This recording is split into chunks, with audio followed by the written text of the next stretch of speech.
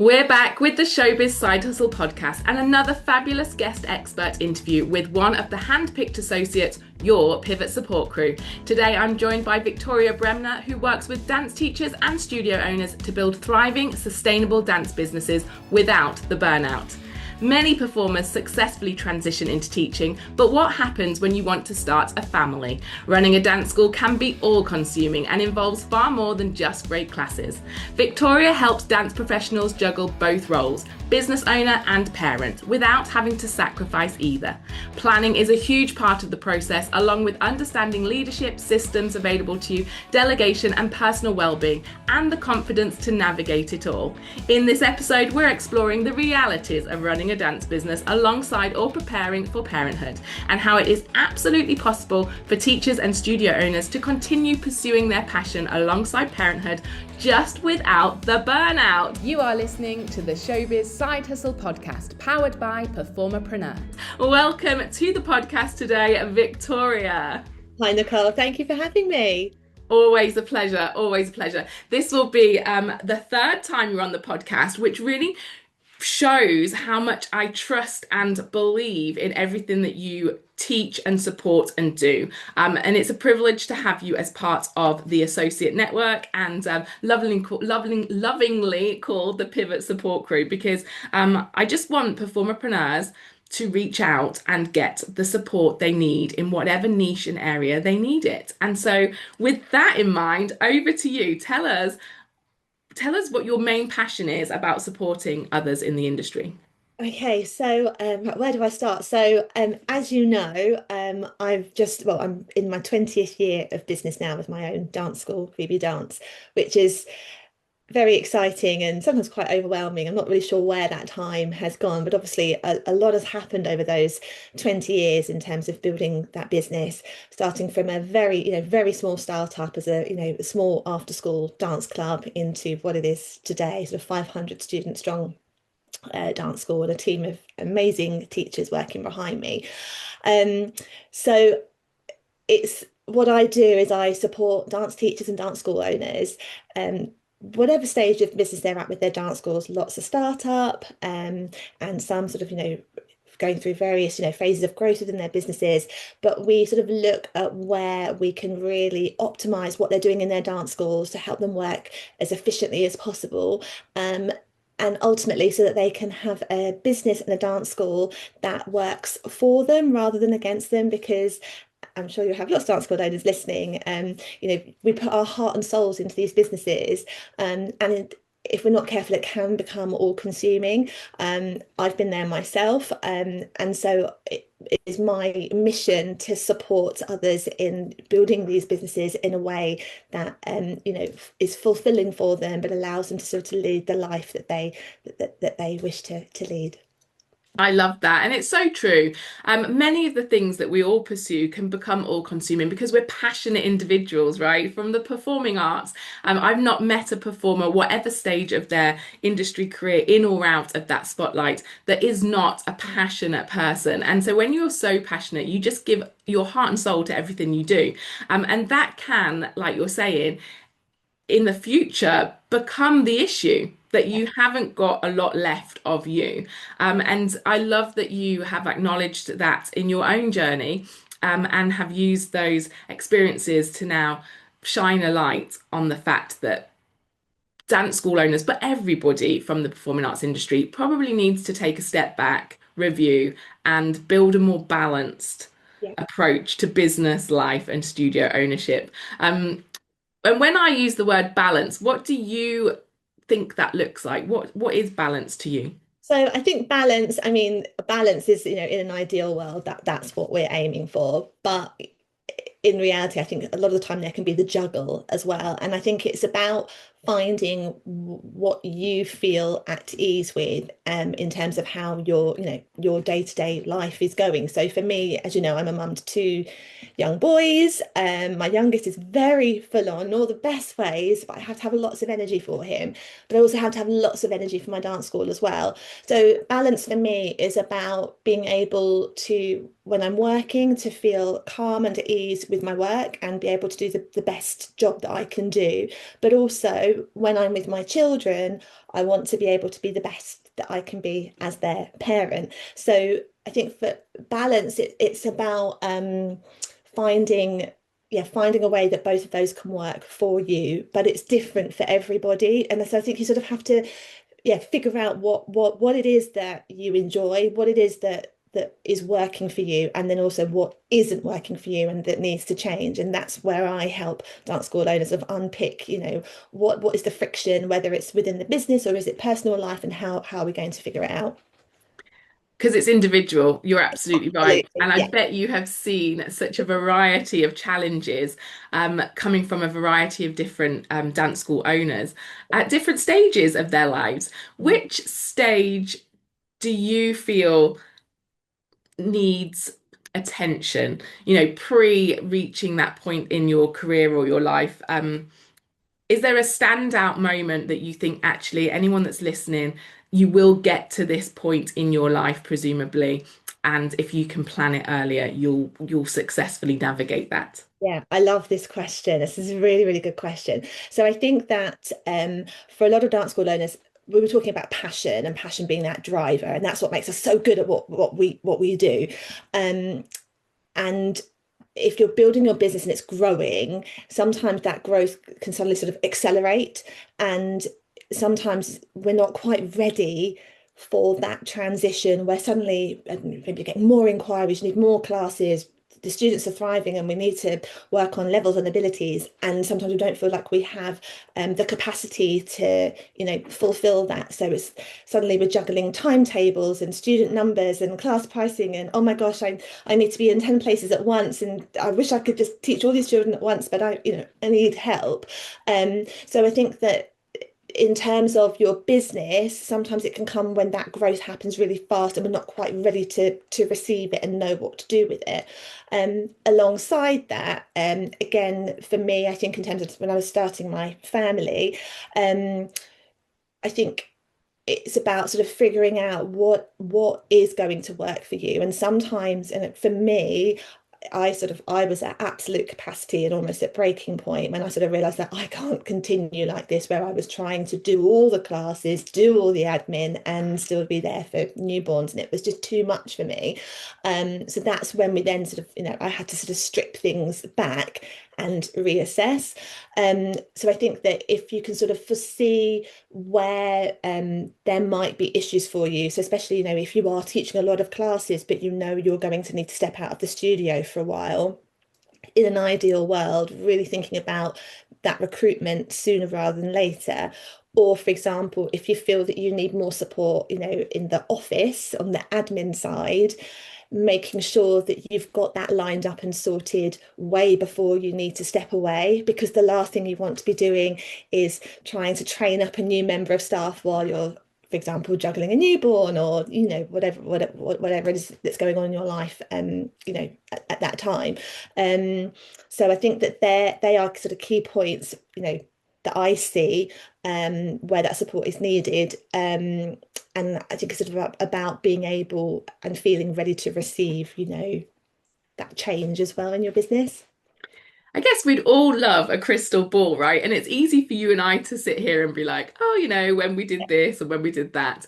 And people listening might be thinking, well, I don't know exactly when that will be. And I guess my advice would be to seek that support from people like yourselves, because you have that lived experience, and it's very difficult to foresee the future, but it's really easy to look back in hindsight. And so I find that marrying those two things together is what really works, which is why somebody like yourself and why your business and coaching for dance teachers is thriving, because as soon as people accept support and help, they have got, for want of a better analogy, a bit of a crystal ball. Yeah, yeah. And also what I would say, and sometimes I say this, I think, oh my gosh, I never thought I would be saying this sort of, where I am now. But I would actually say once I had started handing over more of my business and delegating to my now like amazing team, I'll talk to you more about them in a moment. But actually I experienced more growth and faster growth once I'd done that. So I think it's sort of taking that leap of faith to sort of step into that next, realm of your, of your business and also of your personal life as well. So we've got in the Performerpreneur vault a Dream Big workbook. So I'm just going to stop there for a quick ad because I think the Dream Big workbook would really suit this conversation in terms of what you think or what you would like your future to look like. So we'll just do a quick ad about that and then we'll pop back to our conversation.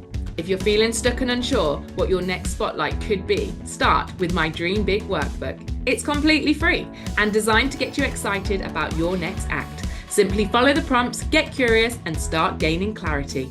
Because right now, you don't need a 5-year plan. You just need to take that very first step.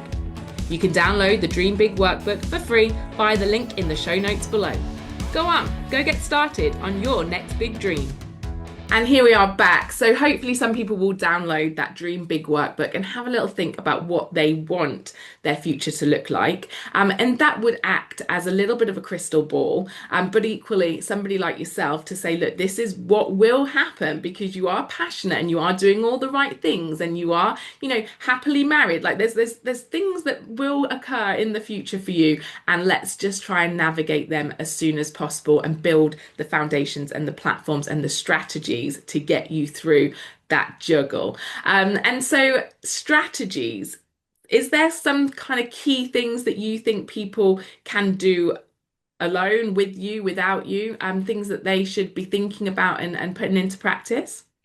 Definitely. I think that time and time again, the thing that comes up on calls with clients is whatever topic we're exploring a lot of the time, it's about having the plan.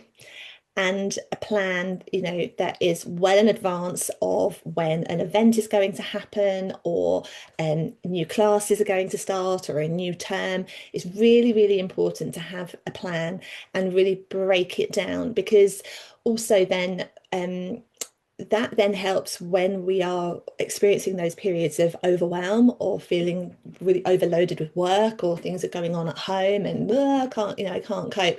If you have that plan in place, you know when that work is going to get done. And I think that can a lot of the time just help calm you when you're sort of feeling like things are out of control, and that can have that can work, let's say within our marketing and our attraction strategies. If we're trying to book, say, consistent enrollments, it can work with these big productions that we all run in terms of getting our students on board and our families ready and let's do a show.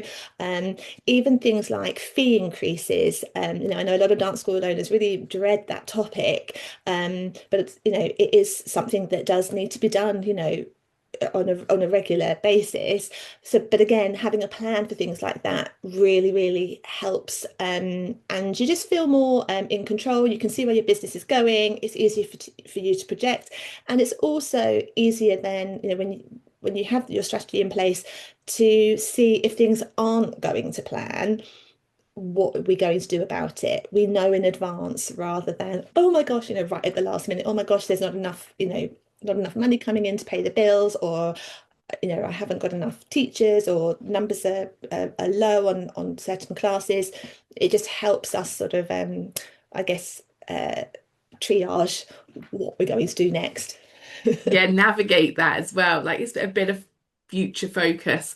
I love a plan, and I think it's important, listeners, to Victoria and I and many people you hear in business will throw the word strategy in there, and strategy is just a plan. Like it's not this big something special, something different. It is a plan. A strategy is a plan, and you can plan on a scrap bit of paper, you can plan on a computer, you can plan on Trello, you can plan with a coach, you can plan on your own, but just putting something down out of your head and trying to follow that, and if you are unable to follow that, using that as a resource as well and be like, that's not working, that plan isn't getting me to where I want to be. I haven't got the time, I haven't got the energy. I could talk about planning for ages. I love a plan. And not to do too many things at once has become really kind of integral to my own strategy year on year. And again, I think when we're passionate, we're trying to, let's put it into the dance school owners kind of realm, we're trying to increase class numbers whilst putting on a show, whilst, creating a new syllabus, like all the things all at once. And I would advise to just strip it back and do things in stages and plan. And that plan will help you to see your seasons and your reasons and how to get that to work for you. Yeah, I really agree with you on that. And I think being as specific as you can as well, because I think that really helps you to drill down into sort of what it is you really want to do. And it sort of comes down then to intention, what is the goal? What is the end product or whatever it is that we're working on? And you tend to see more results from, whatever you're doing that way as well. And I think also when we're looking at our planning, the more we do these things, the more we learn, so you then refine the plan. So we've just had our 20th anniversary production, which was just amazing. But that's been built on years of experience of doing these productions, knowing what does work, knowing what doesn't work, and knowing what might cause confusion or what might slow things down, all those sorts of things. So even now, I'm still learning, and I'll refine it, ready for the next production. But there are all these learnings that we can just keep adding just to make what we do even better, which I think is really really exciting. Really exciting, and you are doing a grand job. Let's just talk about that for a minute. 20 years in business, Victoria, with your dance school that has grown and grown and grown. I was cheering you on and celebrating with that 20-year anniversary show. And afterwards, let's be honest, you had that moment that many dance school owners will feel after a big show of like exhaustion. It's a huge feat. And add that onto 20 years, even with all of the expertise, you still crashed, for want of a better word, afterwards from the excitement, from the adrenaline, from the exhaustion.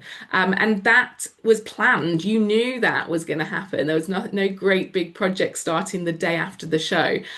So just a great example. And I think it's important for the listeners to hear that even somebody as well versed as you has moments of exhaustion too. Yeah. Talk us through that. Yeah. So I think, yeah, I mean, the show, I was just so proud. I've cried so much, but in all the best ways. And I think, again, it comes down to the passion. It was just something I was really passionate about doing. It was our biggest production we'd ever done, the biggest audience we'd ever had, the most tech we'd ever had. We went all out on the production, and it was absolutely worth it. And I think that, some dance school owners, decide sort of step out of the studio completely, or hand over a lot of the maybe artistic side to other teachers or what have you, but I still wanted to be involved because my heart is there as well. So I did want to be on the ground. And I think that something that really struck me, I mean, I have such a wonderful team of teachers who work for me, who've been working for me for years, and I just kept saying, in my speech at the end, and I kept saying to them and to anyone who would listen, people would say to me, Victoria, well done, it's such a good show. And I'd be like, we did it, this is us, like, this isn't just me, like, I might be steering the ship, but this is a team effort. And I think sort of giving my team the opportunity to know how invested I am in them and how valued they are, and that I trust them, just allowed them just to thrive in that environment, and just everyone was just mucking in, getting on, and it was just fantastic. And so I'm just so proud of them as well. And I think it just sort of shows, in terms of like leadership, if you can spot those talents, see those talents in your team, and allowing them to grow with you, that gives them that sense of ownership as well. And hopefully they'll be with me, for many more years to come. And again, I think that sort of boils down to the whole delegation topic side of things as well. So in terms of what we were saying earlier on about maybe raising a family alongside running a business, such as a dance school, that delegation is key, and building a team where you feel supported yourself. There's such a joy to work with. It just makes it a really enjoyable experience. And when we're saying about what's balance for me, well, I want to feel happy and enjoy running my business, and I can absolutely hand on heart say I do. I love it. So the show was just amazing, but the adrenaline crash was very real, as you know. But yeah, it was worth it. But this time round, and presumably for say the past 15 shows, you understood that adrenaline crash. Let's go back to, you mentioned in the opening that you did face some burnout right at the beginning of the journey. So we don't want to, we don't want the listeners to just think it's all Yeah. easy because it's really not. How did you navigate that, and what would you say to that version of yourself if you could go back and ask them to do something differently? Yeah, I think so. For me, it happened when I had my first son. And it was very much the pressure of me putting pressure on myself, wanting to be the best mum I could be, but also still wanting to sustain what I was doing with the dance school. And realizing that actually, it's really hard. And that alongside, when, my son would be off nursery sick, or, things would go wrong, or a member of staff might be ill, or a venue might have closed, and just the juggle, but in a very reactive state, which just made me feel very, very anxious. So I think for me, it was sort of like realizing that this setup doesn't work for me now. It worked before, but it doesn't now.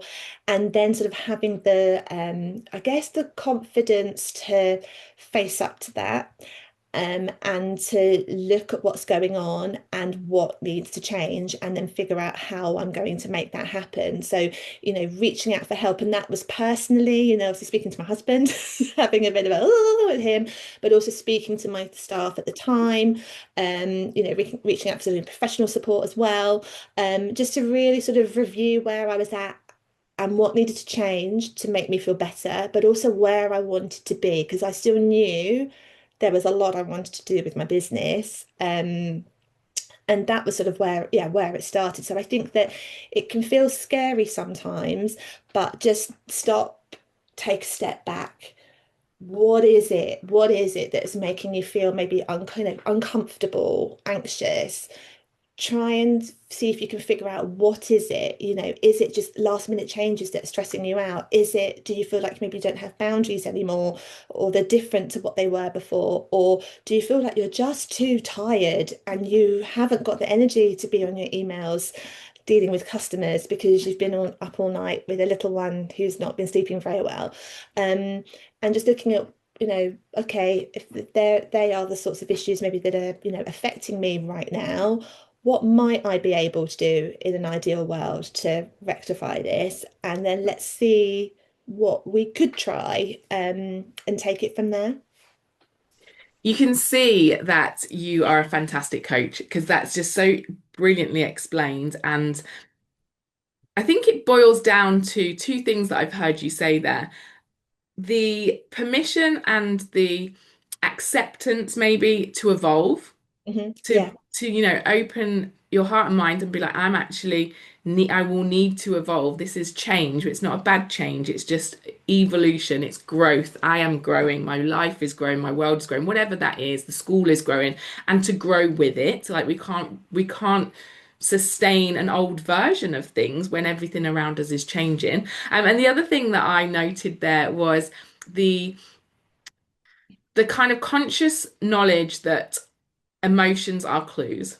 If Hmm. there's an anxiety feeling, if you can't sleep, I mean, even on the other extreme, when it's exciting, like it's all clues. If it's a good feeling, acknowledge that, work out what it is that's making it work so well and feel so good. But if it's a bad feeling, again, pause in. I think that's a great word, to just pause. And I think in our world, we just don't feel we can pause. Like it feels scary to stop and pause. But we should acknowledge those feelings, assess them, work out what it is. Every emotion is a clue, is one of my favorite sayings to myself. Like, what does that say to me? What is it telling me? What's it trying to tell me? And then accepting that evolving, evolution, growth is a fantastic stage of business. Like if you're outgrowing the old version of your school, yourself, your life, it can be scary, but it's obviously opening up the next chapter for you. And we love in Performerpreneur to pivot, to evolve, to talk about the next spotlight, the next chapter. So yeah, I think that's very, very obvious to me and the listeners that you would guide so beautifully somebody through that process, and you have lived it yourself. I know Victoria very well, for being part of the Performerpreneur Pivot Support Crew, and a member and a client and a friend. And I know that she went on to have another son and a dog, and her world kept growing in her personal life, and the business kept growing alongside it. So that just speaks volumes of exactly what is possible. Um, do you agree with most of that? Yeah. Absolutely. I think it's also about don't be frightened of change. Change is a good thing, and growth doesn't sit in comfort. I always try to remind myself in those moments, where I'm feeling a bit that normally something really great is going to be on the other side of that. If we stay sort of in our comfort zone, that doesn't always serve us. Sometimes we need to be there for a while. But when things are going to change, and that growth is coming, that excitement is there. We just need to, yeah, listen, like you say, listen to your body, listen to your nervous system. It is trying to tell you things. But change is a good thing. Um, and I would also say that, I always say this to my clients and anybody I would have, conversations with, regarding dance schools. My perspective, there is no judgment. So, there's not a one size fits all. We are all on very different journeys. We all have very different things going on in our personal lives as well. And it's about making a life that works for you and your business, that's working for you. And it doesn't have to look like what everybody else is doing.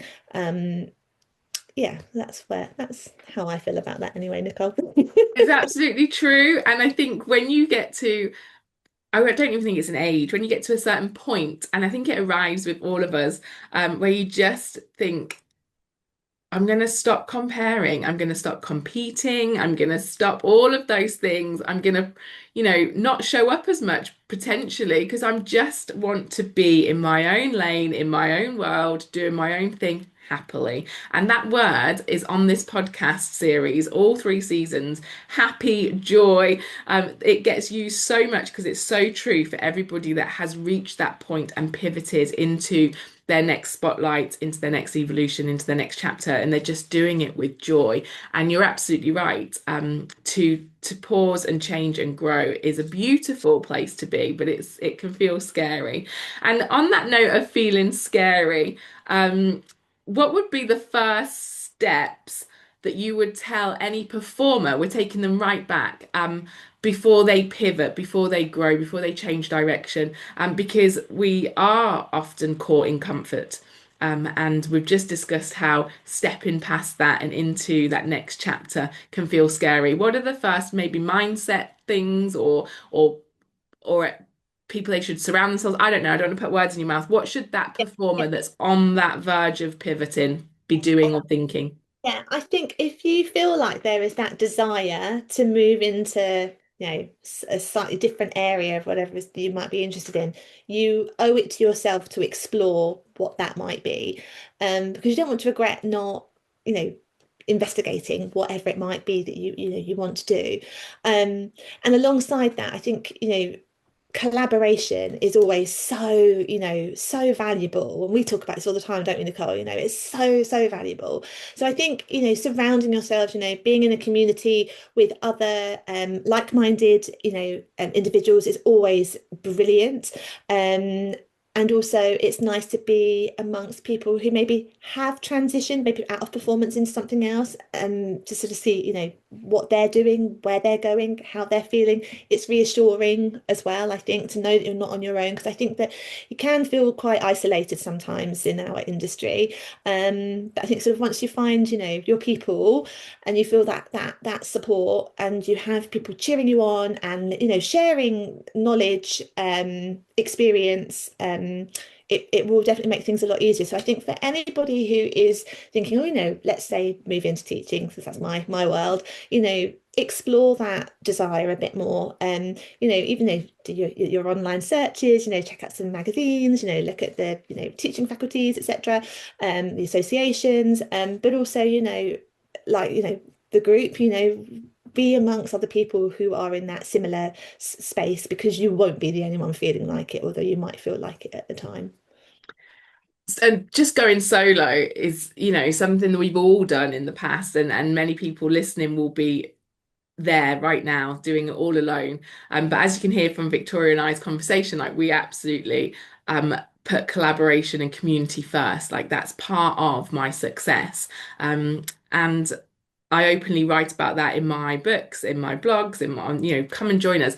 You have a community for dance school owners specifically. So do talk to us about that. And then I'll talk to you about listeners, performerpreneur, because it might be that you want dance school specific community, or you might choose to be surrounded by industry professionals who have pivoted in different ways. And again, it's all really individual and there's no competition here. And that's part of my ethos, to show whoever needs it all the different avenues, all the different options, because it's nuanced and it's individual. So talk to us about your community, Victoria. So I'm business coaching for dance school owners, and my main focus is sort of how we can make things work in a more sort of family friendly way.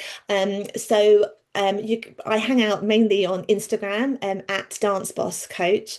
So you can come and say hello to me over there. I work on a one-to-one basis with clients. Got some lovely dance school owners and dance teachers that I work with, who are all at very different stages in business, which I love. But we also, my signature group program is launching again this summer. This is where I bring a community of dance school owners together. We keep the group quite small so that it's very sort of individual attention.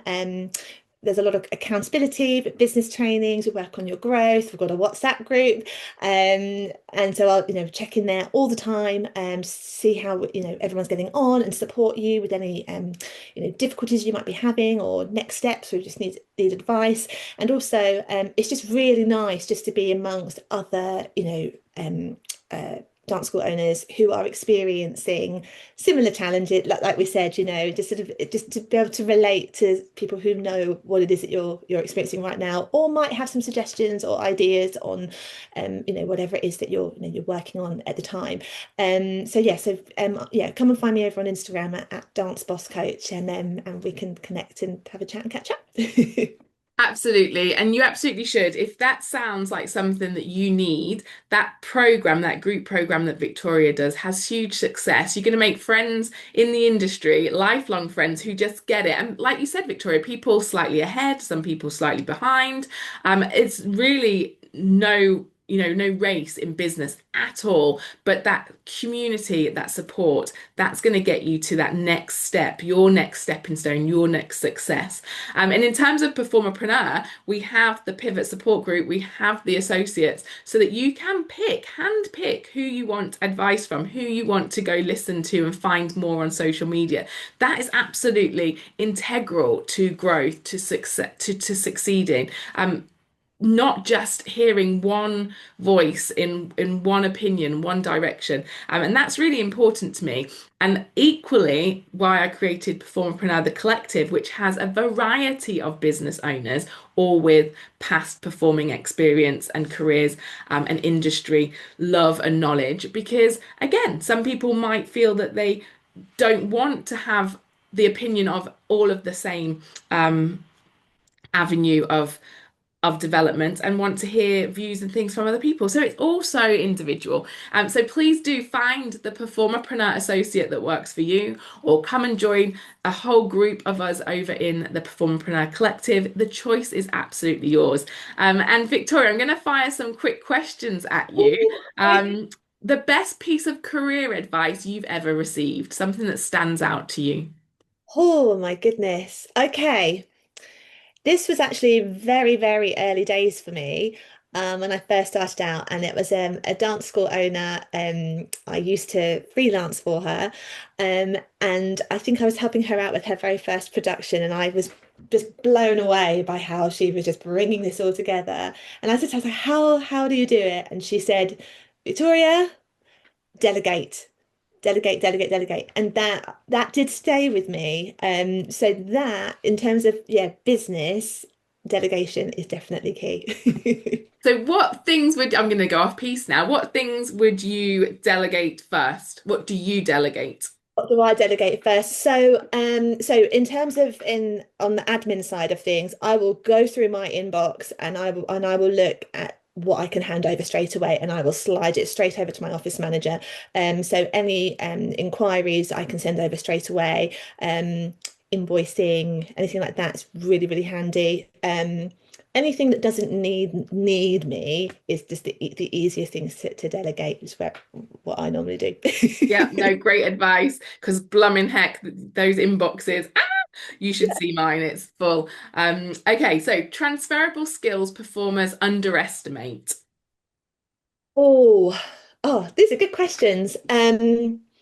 Discipline, definitely. Yeah, the discipline, and work ethic. Like performers, they work hard. Like we know how hard we have to work from our training, in performance. That always really stands out to me. In terms of like my recruitment, I can really see that. So yeah, discipline, work ethic. Also just that those interpersonal sort of, just communication skills, dealing with, members of the public, just how we speak to each other.